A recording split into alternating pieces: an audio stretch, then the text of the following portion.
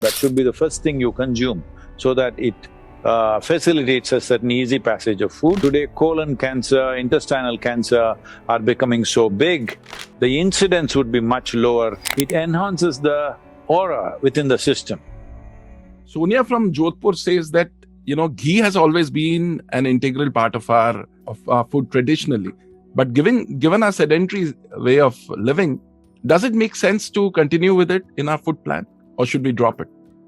No, ghee has many useful things. She comes from Jodhpur, which are actually desert lands. In a place like that, ghee is very, very important because ghee has this capability. Normally, we must understand this. Today, we are mixing it with so many things, ghee and sugar, ghee and carbs and everything. Otherwise, generally, traditionally, ghee was always eaten as the first mouthful.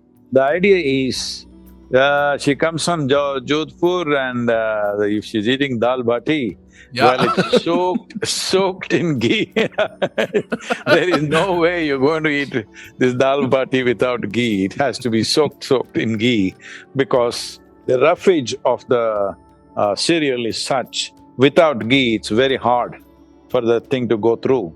And the idea of eating the first morsel with ghee is a lubricant which lubricates the entire alimentary canal. That should be the first thing you consume so that it facilitates a certain easy passage of food.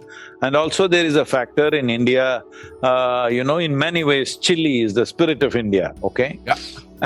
So, especially in Rajasthan, chili is because even if a camel eats, it must be tasty. So it is really really heavy on chili. When you eat very spicy food, it's very good to coat your tract with ghee before you consume that. In Andhra Pradesh, in Rajasthan, in various other places, wherever there is very hot, spicy food, eating ghee has been a part of Indian tradition. Leaving that aside, the importance of ghee is it keeps the alimentary canal clean. The one important aspect of being physiologically and psychologically healthy is you must have a clean colon.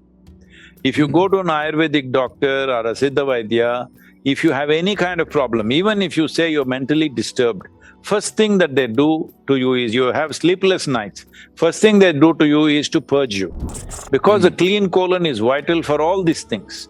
So one who consumes ghee in a proper manner, that person's colon will always be clean because nothing sticks there, nothing stays there for long periods of time. Today, colon cancer, intestinal cancer are becoming so big. I would say it is not that you can prevent this absolutely, but the incidence would be much lower if there is a certain amount of consumption of ghee. And the ghee must be of the right quality. I don't know what commercial ghees that people are eating today, but if it is properly made from cow's milk or even buffalo's milk, if the ghee is made, it has many important benefits. One particular benefit is that this is because you are saying it's an Ayurvedic conference, I think I can take the liberty of saying this. It enhances the aura within the system. The cellular aura will go up and you will have a higher sense of aliveness in the system, which becomes visible in the way you are to people. It's not just by eating ghee. At the same time, if you eat ghee and carbohydrates together, if you ghee and sugar together, then it adds as fat. But if you eat just ghee or just with a small morsel of food that you eat ghee in the beginning, then it works more as a lubricant. Body's ability to digest ghee is very low when ghee goes in by itself. But when it is mixed with something else and goes, it tends to add fat.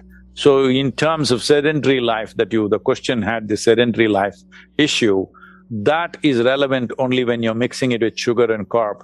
Otherwise, ghee does not make you fatten up in any way. It works more as a lubricant in the alimentary canal.